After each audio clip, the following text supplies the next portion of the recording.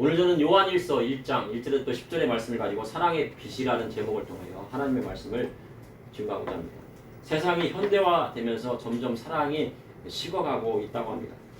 과거 아파트가 많지 않던 시절에는 마을에 누가 사는지 그리고 그 이웃에게 어떤 일이 있는지 대부분 알고 지냈습니다. 그래서 힘든 일이 있으면 서로 돕고 기쁜 일이 있으면 서로 나누면서 기뻐했습니다.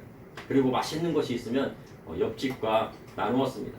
그러나 공동주택에 살기 시작하면서 이웃과 정을 나누는 것보다는 서로 간섭하지 않는 것이 예절이 되었습니다. 서로 간섭하지 않고 서로 찾아오지 않고 서로에게 무엇인가 요구하지 않는 것이 예절이 되었습니다. 윗집 아랫집 사이에 층간소음으로 다툼이 일어나고 때로는 담배 연기로 인하여 고통을 받기도 합니다. 그래서 다른 집에 피해를 주지 않는 범위 내에서 서로 간섭하지 않고 사는 것이 미덕이 되었습니다. 형제 사이도 마찬가지입니다.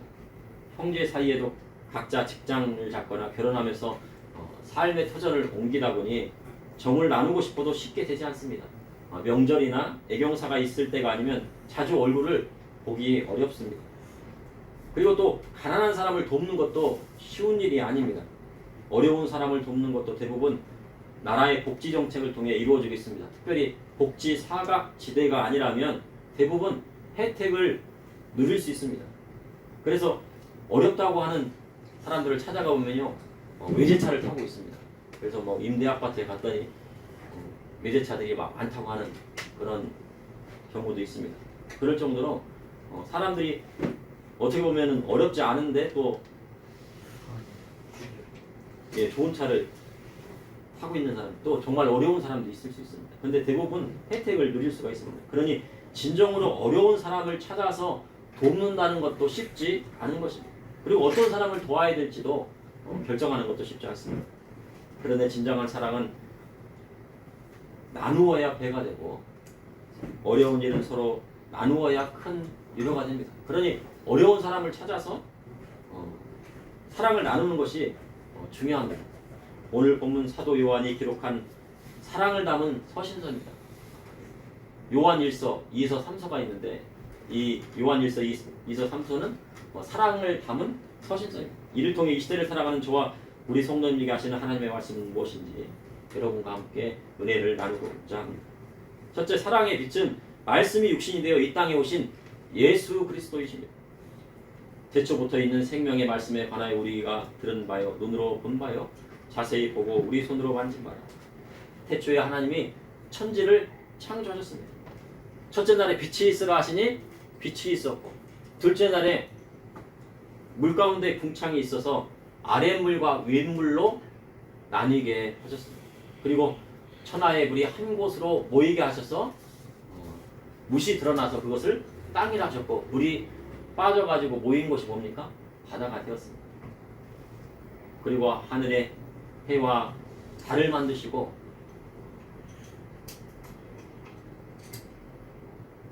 낮과 밤을 주관하게 하시고, 그리고 또 별을 만드셨습니다. 그리고 물로 생물을 번성하게 하셔서 하늘의 궁창에는 새들이 날아다니게 하셨고 바다에는 생물이 번성하게 하셨습니다. 그리고 여섯째는 땅의 생물을 종류대로 내게 하셨는데 이 여섯째 날에 무엇을 지으셨을까요? 어린 여러분, 하나님께서 여섯째 날에 무엇을 지으셨어요? 네? 네, 사람을 지으셨어요. 그걸 딱 기억하세요. 사람은 여섯째 날에 지으셨고 일곱째 날에는 안식하셨습니다. 쉬셨어요. 그래서 일주일에 한 번은 꼭 쉬어야 돼요. 하나님께서 쉬셨으니까요. 온 우주 만물을 보면요 하나님을 만날 수가 있습니다. 하늘에 있는 별을 보면요 그 속에 하나님의 놀라운 섭리를 알 수가 있어요. 근데 우리가요 별이 막 생성이 되고 폭파되고 뭐 별이 다시 생긴다고 하는데요 3000년 전에 있었던 별자리나 지금 있었던 별자리나 똑같습니다. 하나님께서요 이 별을 어떻게 해요? 병풍처럼 이렇게 지구 주변에 쫙 깔아놓으신 거예요. 그리고 밤하늘에 별 하나만 해도 그 별 하나 속에 3000억 개의 별이 들어있답니다. 그 별 하나 속에 막 수많은 은하, 우리의 은하 같은 그 은하들이 그 속에 들어있다는 거예요. 그러니 별 하나만 연구하면 연구할수록 그 속에 누가 계시다고요? 하나님의 섭리가 있다는 것을 알게 됩니다. 그래서 하나님은 모든 만물 위에 계십니다. 왜냐하면 하나님께서 모든 만물을 창조하셨기 때문에 만물 위에 계신 거예요. 이는 하나님이 모든 만물을 지으셨기 때문입니다. 만물을 지으실 때 대충 지으신 것이 아닙니다. 세상의 어떤 설계자나 과학자보다 더 꼼꼼하게 심오한 말씀으로 모든 만물을 지으셨다는 거예요. 그 안에는 하나님의 열심이 들어있어요. 그리고 사람을 하나님의 형상대로 빚으셨습니다. 어린이 여러분, 사람을 뭘로 빚으셨다고요? 뭘로 빚으셨을까요? 흙으로 빚으셨는데 무슨 형상대로요? 하나님 형상대로 지으셨습니다. 그러면 여러분 속에 하나님의 형상이 들어있나요? 어디에 들어있어요? 마음속. 예, 마음속에 들어있어요. 여러분 마음속에 보면 양심이라는 게 있거든요. 양심이 있는데 그 양심 안에 뭐가 들어있어요? 하나님의 형상이 들어있어요. 나쁜 짓 하면 뭐가 찔려요? 양심에 찔리잖아요. 예, 그게 바로 하나님의 형상이에요. 안 찔리면 어떻게 됩니까? 하나님의 형상을 완전히 잃어버리는 거예요. 내가 나쁜 짓을 했는데 양심이 찔립니다. 그러면은 나 아직까지는 하나님의 형상이 살아있구나. 근데 믿는 자나 믿지 않는 자나 양심은 다 있단 말이죠. 그래서 사람은 하나님을 닮았습니다. 하나님은 아담을 사랑하셨습니다. 하나님은 아담을 사랑하셨기 때문에 그를 지으시고 그를 만드셨어요. 아버지가 아들을 사랑하는 것처럼 하나님은 아담을 지으시고 그를 사랑하셨어요. 그래서 에덴 동산에 있는 모든 것을 다 누구한테 주셨습니까? 예, 아담한테 주신 거예요. 모든 것을 다 창조해 놓으시고 사랑하지 않았으면 줍니까? 안 줍니까? 안 주잖아요. 그죠? 아버지가 사랑하는 아들에게 모든 재산을 다 상속해 주는 것처럼 하나님께서는 아담에게 모든 것을 다 주셨습니다.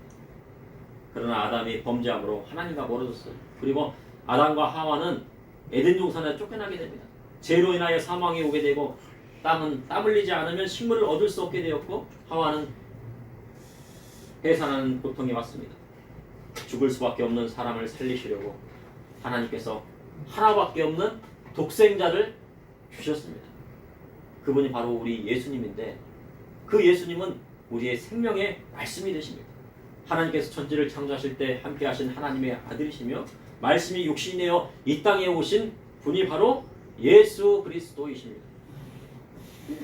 그런데 오늘 본문을 기록한 사도 요한은 성경에 우리의 아들이라고 소개되었지만 그는 예수님의 사랑하시는 제자로 불렸습니다. 예수님께서 특별히 사랑하시는 제자 중에 하나였는데 가장 많이 사랑하셨어요. 그리고 사랑이 많은 사람이었어요. 요한은 주님의 말씀을 직접 들었습니다. 그리고 그분을 어떻게 했습니까? 직접 눈으로 보았어요. 그리고 부활하신 주님을 자세히 보고 또 그 몸을 만져봤어요. 도마가 손과 옆구리에 상처 자국을 만져봤을 때 요한도 그 옆에 있었습니까? 없었습니까? 있었어요. 그러니 요한이 듣고 보고 만진 바를 전한다는 거예요. 그러니까 요한도 만졌을 가능성이 많다는 거예요. 도마가 아마 이렇게 저 만져보면 안 되겠습니까? 주님 손에 있는 상처와 옆구리의 상처를 만져보지 못하면 주님 믿을 수 없습니다. 그래갖고 만져보라고 했잖아요. 네, 다 왔는데 또 제자들도 만졌을 수 있단 말이에요. 여기 보니까 요한도 듣고 보고 만진 바를 전한다는 거예요. 네. 그러니까 만졌다는 것은 뭡니까? 부활하신 주님을 만져봤다는 거예요. 요한 1서 1장 2절에 이 생명이 나타나신 바 된지라 이 영원한 생명을 우리가 보았고 증언하여 너희에게 전하나니 이는 아버지와 함께 계시다 우리에게 나타나신 바 된 이시니라. 생명의 말씀이 이 땅에 오신 분이 바로 예수 그리스도이십니다. 요한은 예수 그리스도로 말미암아 영원한 생명을 얻게 되었다고 말씀하고 있습니다. 공생의 3년 반 동안 함께하며 주님의 말씀을 듣고 기적의 현장에서 체험하고 자기들도의 전도여행을 떠나서 귀신을 쫓아내고 복음을 전했지만 예수님께서 잡히시던 그날 밤 모든 제자들은 다 도망갔어요. 한 제자도 없이 다 도망갔어요. 베드로는 닭이 울기 전에 3번 부인했습니다. 그럼 요한도 도망갔겠습니까? 안 도망갔어요. 도망갔겠죠. 도망갔는데 모든 제자를 다 도망간 후에 주님의 제자 중에 요한만이 그래도 양심이 있어가지고 어디를 갔습니까? 예, 골고다 언덕, 그 언덕에 올라간 거예요. 그 예수님께서 십자가 달리시는 모습을 어머니 마리와 함께 십자가에서 주님이 받으신 것을 보았습니다. 이는 요한이 예수님께 무슨 받는 제자예요? 예, 사랑받는 제자. 왜 사랑받았습니까? 요한이 사랑이 많잖아요. 그래서 오늘 요한 1서, 2서, 3서를 다 보면요. 그 안에 뭐예요? 사랑이 넘치는데 우리가 잘 알잖아요. 요한 3서에 사랑하는 자요. 우리가 그 사랑하는 자의 내용이 잘된 같이 범사에 될 때고 내가 강권하기를 내가 강구하느라고 하잖아요. 첫 번째 뭐라고 합니까? 사랑하는 자예요. 그래서 사랑의 사도입니다. 요한은. 주님 십자가에 운명하시기 전에 어머니 마리아를 요한에게 부탁했습니다. 운명하시면서 누군가를 맡기고 부탁한다는 것은요. 그에 대한 신뢰가 있지 않고는 할 수가 없는 거예요. 예수님은 사랑이 많고 자기 어머니처럼 평생 모시고 살 요한에게 어머니를 맡긴 것입니다. 그러니까 얼마나 요한이 사랑이 많겠어요. 그래서 제자 요한이 몇 살까지 삽니까? 90세 이상 살아요. 그것도 다른 제자들은 다 순교하는데 막 칼이나 목베임이나 아니면 막 사자굴에 들어가거나 그래서 막 가죽이 벗겨서 죽는다거나 그런 순교를 당하는데 제자 요한, 사도 요한만큼은 자기 명을 다 살고 순교를 해요. 왜요? 사랑이 많은 제자잖아요. 요한일서 1장 3절에 우리가 들은 말을 너희에게 전함은 너희로 우리와 사귐이 있게 하려 함이니 우리의 사귐은 아버지와 그의 아들 예수 그리스도와 더불어 누림이라. 요한은 우리가 직접 들은 복음의 말씀을 전함은 우리와 사귐이 있게 하려 함이라 하셨습니다. 사도 요한은 요한복음의 저자입니다. 사복음서가 있는데 마태복음, 누가복음, 마태, 마가, 누가복음은 공간복음입니다. 그래서 한 가지 관점으로 봤다고 해요. 보니까 비슷비슷해요. 근데 요한복음은 사고복음서에 들어가지만 공간복음은 아니에요. 왜 그러면요? 그 기록한 걸 보면요 전혀 다르거든요. 차이가 많이 납니다. 요한복음 다른 복음서와 다르게 처음부터 보여요. 예수님은 천지 창조에 함께하신 전능하신 하나님이심을요 명확하게 말씀하고 있어요. 그러면서 그 하나님께서 말씀이 육신이 되어서 이 땅에 오신 분이 누구라고요? 예수님이시다. 그런데 그 하나님을 요한이 직접 배웠고 그분에게서 들은 복음의 말씀을 전했다고 성경은 기록합니다. 이는 성도 간의 교제가 있기를 원하기 때문이었습니다. 그러면 복음은 무엇입니까? 예수님. 복음은 정확하게 예수님이 복음이에요. 예수님. 그래서요 복음을 정확하게 알려면 뭐를 읽어야 돼요? 성경. 성경인데 어디를 읽어야 됩니까? 사복음서를 읽으면 돼요. 마태, 마태복음, 마가복음, 누가복음, 요한복음을 읽어야 돼요. 거기에 복음이 있는 거예요. 그리고 특별히 요한이 기록한 요한복음에 나와 있는 생명의 말씀이 바로 복음입니다. 다른 복음은 없어요. 예수 그리스도의 다른 복음은 없습니다. 사귐이란 코이노니아를 뜻합니다. 그래서 성도의 교제를 뜻합니다. 성도의 교제란 복음을 통하여서 이루어지는 거예요. 예수 그리스도를 통하여서 이루어지는 거예요. 세상적인 말로 이루어지는 것이 아니고 하나님 말씀 안에서 이루어져야 바로 교제가 있는 겁니다. 주님의 복음의 말씀을 서로 나누고 그 말씀대로 살아가는 것이 바로 성도의 사귐인 것입니다. 그 사귐 안에 아버지와 그 아들 예수 그리스도와 더불어 누림이 있습니다. 성도의 교제는 그것으로 끝나는 것이 아닙니다. 성도의 교제로만 끝나는 것이 아니라 그 안에 하나님 아버지와 그의 아들 예수 그리스도를 만나는 사귐이 있다는 겁니다. 예수님을 믿게 되면 하나님과 무슨 교제를 하게 돼요? 신령한 교제를 하게 됩니다. 그렇다고 해서 뭐 신령이라고 해서 뭐 무슨 산신령 이런 게 아니에요. 어떻게 하는 거예요? 영접하는 거예요. 영접. 예수님을 나의 마음속에 모셔드리고 그분을 대우해드리고 높여드리고 섬겨드리는 거예요.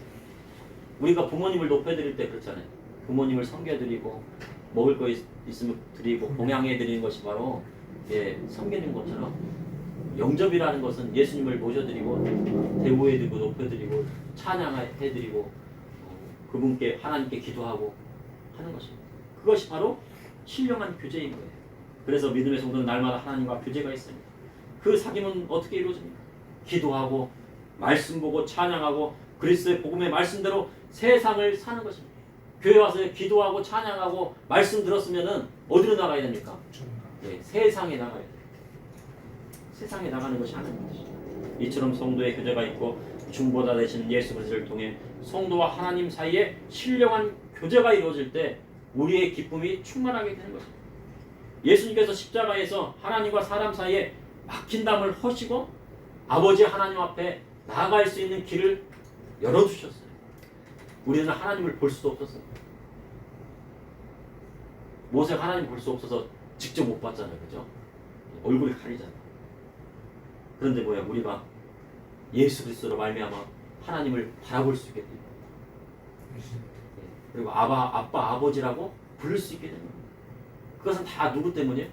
예수님께서 십자가에 달려 들어가셨기 때문에 그 핏값을 이겨. 그것이 바로 사랑입니다. 사랑에는요 대가가 꼭 필요해요. 대가 없는 사랑은 없어요. 내가 자식들을 사랑한다면서요. 사랑만 하면 뭐합니까? 열심히 자식들을 양육해야 되잖아요.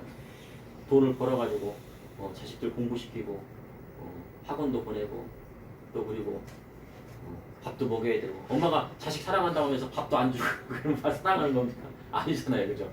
맛있는 거 있으면 차려주고 애들 건강에 좋은 것들을 차려주고 또 학교 갈 때는 또 학교 내주고 그게 다 사랑의 모습인 거예요. 사랑에는 뭐가 필요하다고요? 대가가 필요합니다. 근데 예수님께서는 무슨 대가를 치렀습니까? 우리를 위하여?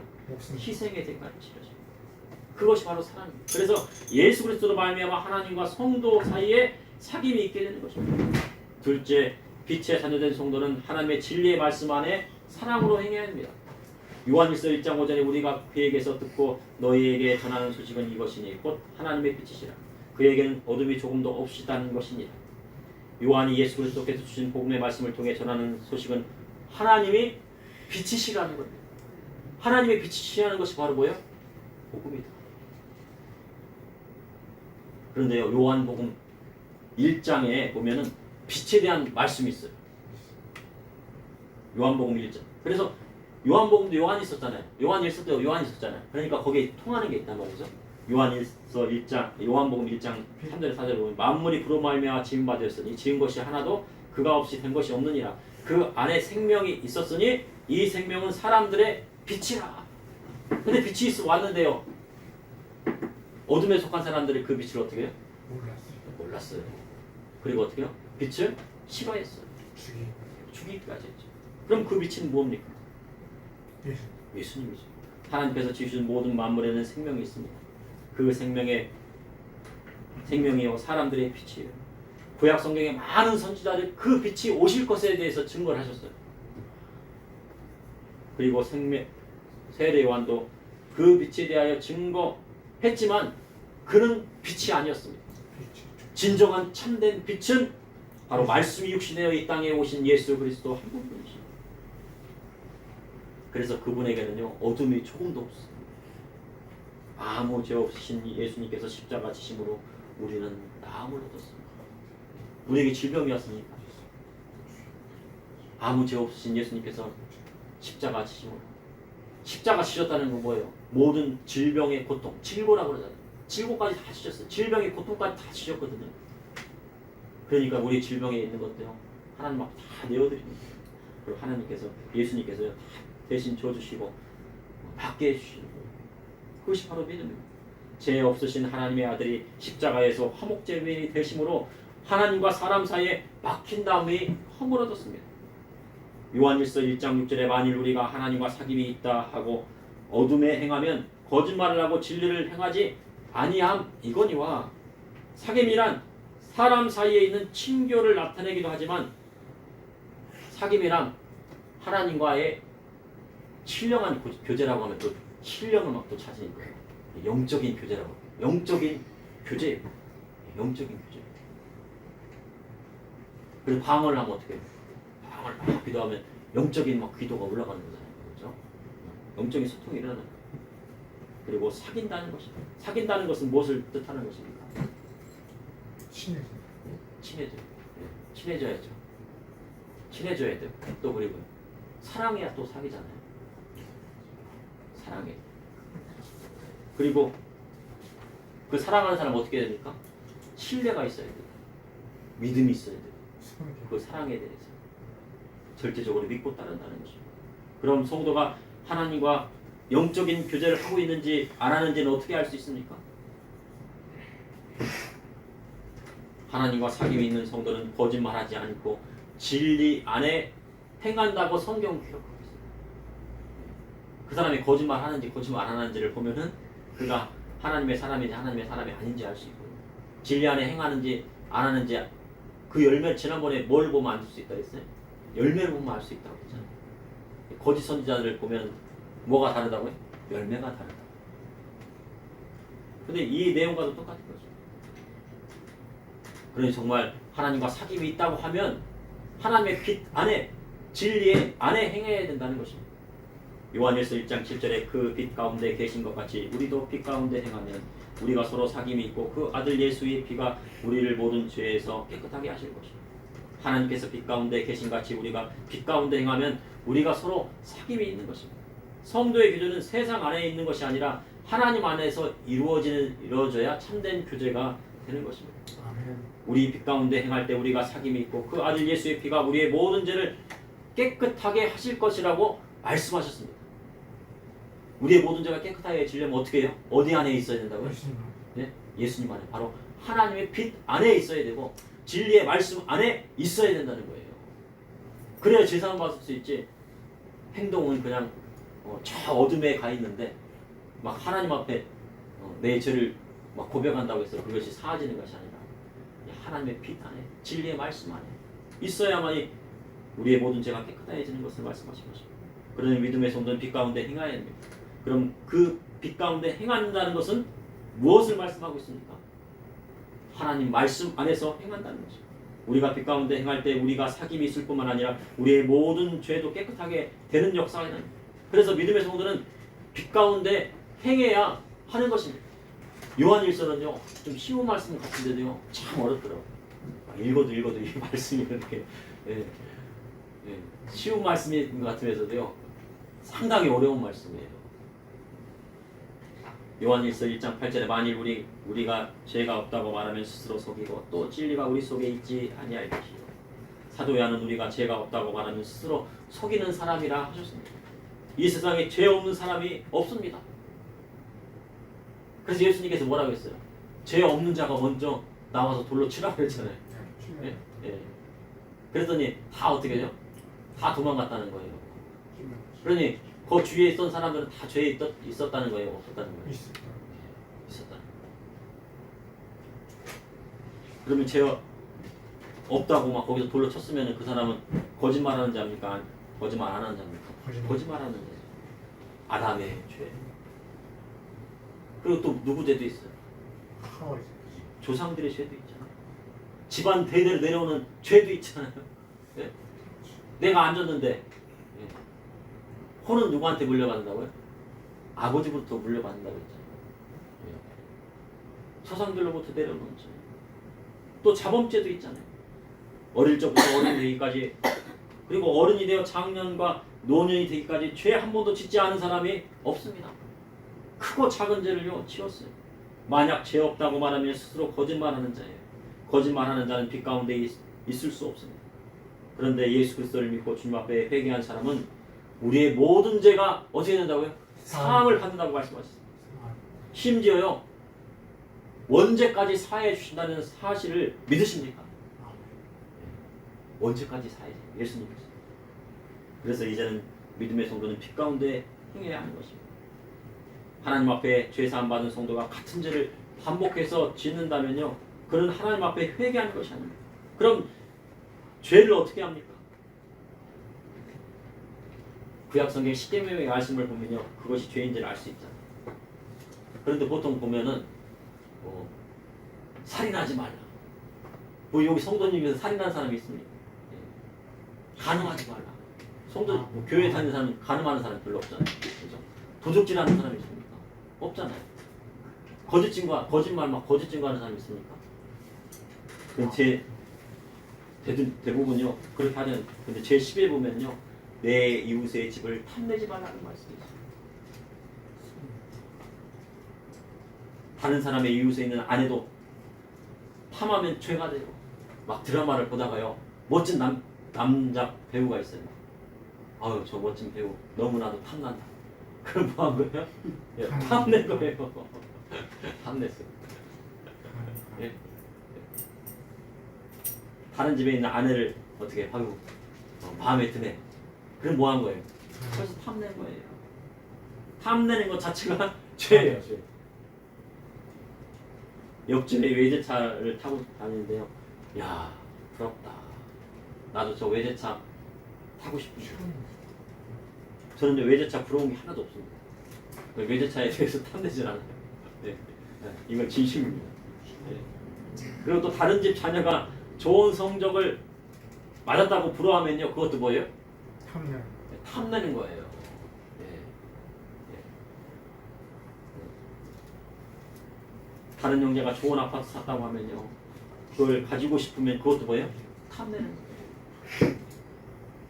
다른 형제가 돈이 많대요. 그래가지고 그 부러워하면 어떻게 됩니까? 탐낸다. 이제 탐내는 거예요. 근데 성경에 내 이웃의 소유를 탐내지 말라 하셨어요. 왜요? 내 이웃을 내 몸같이 사랑하라 하셨잖아요. 탐내지 말아야 진정으로 그 이웃을 사랑하는 거예요. 그 이웃이 잘 되기를 바라는 거예요. 탐내지 말고. 야, 너 잘 됐으니 앞으로 더 잘 되라. 그럴 때 우리도 잘 되는 거예요. 우리는 하나님의 빛 안에 있는 사람입니다. 세상 것을 탐내지 말아요. 셋째, 사랑의 빛 되신 하나님께서 예수님의 이름으로 죄를 회개할 때 용서하여 주십니다. 요한일서 1장 9절에 만일 우리가 우리 죄를 자백하면 그는 믿으시고 이로써 우리 죄를 사하시며 우리를 모든 불의에서 깨끗하게 하실 것이요. 죄에는요 자범죄가 있어요. 자신이 의식적으로나 자발적으로 또 그리고 무의식적으로 저지른 의식적으로나 자발적으로 저지른 죄를 바로 자범죄라고 하고요. 그리고 우리가 알고 지은 죄도 있고 모르고 지은 죄도 있어요. 그래서 우리가 기도할 때는 알고 지은 죄나 모르고 지은 죄나 우리가 은연중에 죄 지을 수 있잖아요. 그리고 고의적으로 지은 죄를 고범죄라고 하는데 그래서 자범죄보다는 고범죄가 더 큰 죄예요. 그 고범죄를 저지른 사람이 누굽니까? 바로 다윗이었어요. 다윗이 알면서 저질렀습니다. 우리아의 아내 밧세바를 취했어요. 그러나 해서 큰 도움을 받게 됩니다. 그리고 용서받을 수 없는 죄도 있어요. 이것은 바로 성령 해방죄예요. 성령을 해방하는 데는 용서함을 받을 수가 없어요.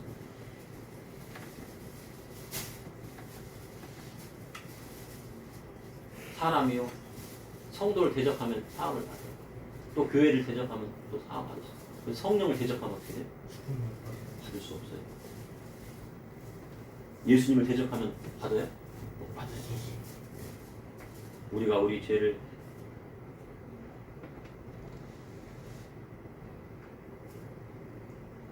우리가 우리의 죄를 자백해야 한다는 것입니다. 근데 야고보서 5장 16절에 보면요. 그러므로 너희 죄를 서로 고백하며 병이 낫기를 위하여 서로 기도하라. 의인의 간구는 역사하는 힘이라. 성경은요. 서로의 죄를 고백하라고 말씀하고 있어요. 서로 묘했던 것, 용서하지 못했던 것, 시기했던 것, 탐냈던 것, 서로 고백하며 병 낫기를 기도하면 어떤 역사가 일어난다고요? 낫는 역사가 일어난다고 하는 거예요. 그 죄를 고백해요. 하나님 앞에 우리의 죄를 자백하면 그런 미쁘시고 의로우사 우리의 죄를 사하여 주신다고 말씀하셨습니다. 그리고 우리의 모든 불의에서 깨끗하게 하실 것이라고 말씀하고 있습니다. 요한일서 1장 10절에 만일 우리가 범죄하지 아니하였다 하면 하나님을 거짓말하는 이로 만드는 것이니 또한 그의 말씀이 우리 속에 있지 아니하니라. 만약 죄 없다 범죄하지 않았다 하면요 하나님을 거짓말하는 이로 만드는 것입니다. 일주일을 살면서요 죄를 하나도 짓지 않은 사람이 없어요. 마음으로나 생각으로나 지은 죄가 있어요. 아까 얘기했잖아요. 뭐 부러워하면 탐내면 뭐라고요? 죄라고요. 일주일 동안 남의 거 탐내지 않은 적 있으십니까? 않고요. 그랬다고 하면 정말 선지자이죠. 선지자. 탐내지 않게는 어떻게 해야 돼요? 남의 거를 막 부러워하지 않으면요. 욕심을 죽여야 돼요. 욕심을 죽이려면 어떻게 하면 육체를 죽여야 되는 거예요. 그리고 매일은 아니지만 그래도 하루에 2끼만 먹든지 아니면 일주일에 한 번씩은 금식을 해야 돼요. 육체의 소욕을 죽여야 돼요. 그리고 마음으로 생각으로 지은 죄도 죄예요. 누군가를 미워하면 뭡니까? 죄예요. 그러면 예배당에 왔을 때 하나님 앞에 그 죄를 고백하고 정결한 마음으로 하나님을 예배해야 합니다. 그러나 나는 범죄한 사실이 없고 깨끗한 사람이다 하면 그는 하나님을 거짓말하는 이로 만드시는 것입니다. 그러니 그의 말씀이 우리 속에 있지 아니하는 것입니다. 하나님 앞에 나아가면요 철저히 회개해야 됩니다. 그래야 그의 기도에 응답하시고 질병이 떠나가는 역사가 일어납니다. 우리에게는 회개할 것이 많이 있어요. 하나님 앞에 일주일 동안 지었던 죄를 조목조목 회개하고 알고 지었던 죄든 모르고 지었던 죄든 주님 앞에 고백하고 회개할 때 사랑의 주께서 그 죄를 용서해 주시는 것입니다.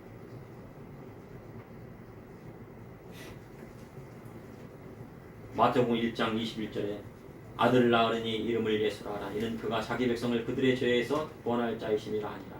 하나님의 아들이신 예수님께서 이 땅에 오심은 자기 백성을 그들의 죄에서 구원하시기 위해서였습니다. 예수 그리스도로 말미암아 우리는 제사함을 받았어요. 그러니 제사함을 받은 성도는 하나님의 빛 가운데 행하는 것은 당연한 것입니다. 요한일서 2장 4절에서 5절에 그를 아노라고 그의 계명을 지키지 아니하는 자는 거짓말하는 자요 진리가 그 속에 있지 아니하되 누구든지 그의 말씀을 지키는 자는 하나님의 사랑이 참으로 그 속에 온전하게 되었으니 이로써 우리가 그 안에 있는 줄을 아노라. 그리스도의 복음 말씀을 지키는 자는 하나님의 사랑이 그 속에 온전하게 되어 있습니다. 그 계명은 바로 그리스도의 복음의 말씀입니다. 주님을 믿는다 하면서 그의 말씀을 따르지 않으면 그분의 참 제자가 될 수 없습니다. 주님께서 자기 십자가를 지고 나를 따르라 하신 것은 무슨 말씀입니까? 자기 십자가는 뭐예요? 자기 아직 자기 십자가는 뭐냐면요. 순교할 각오를 하고 나를 따르라고 한 거예요. 그러니 주님 제자 되기가 얼마나 어려운 겁니까? 주님 제자 되는 것은 결코 쉬운 일 아닙니다. 그러함에도 사도 요한은 누구의 계명을 지키라고요? 그의 계명을 지키라 하셨어요. 그것이 바로 하나님의 빛 안에 거하는 것입니다. 그리고 믿음의 성도들이 행해야 될 것입니다. 그러므로 그분의 말씀, 예수님의 말씀대로 하나님 사랑과 이웃 사랑을 실천하며 그 사랑을 나누어주는 모든 성도님 되시기를 바랍니다. 잠시 기도하시겠습니다. 사랑해 주님 오늘도 감사합니다. 오늘 요한 일서를 통하여서 하나님의 빛 안에 있는 아버지여 저와 우리 성도님들 될 수 있도록 인도하여 주시오. 아버지 하나님 그리스도의 복음의 말씀대로 나아감으로 말미암아 아버지여 죄를 짓지 않고 죄를 이기며 죄를 위하하며 주님의 제자된 삶을 살 수 있도록 주님 인도하여 주시옵소서. 또한 아버지 하나님 질병을 통하여 고통받고 있는 성도님들이 있습니다. 예수님의 십자가의 보혈의 피로 발라주시고 덮어주셔서 주님 낫게 하시고 치료케 해주시고 원수막에는 한 길로 갔다 10길로 물러가는 놀라운 기적의 역사들이 일어나게 하여 주시고 우리 교회 안에서는 아버지 하나님 온전케 되게 하여 주시고 믿음이 온전케 되게 하여 주시고 몸도 아버지 건강하게 하여 주시고 질병이 떠나가는 역사들이 일어날 수 있도록 인도하여 주시옵소서. 예수님 이름으로 기도합니다.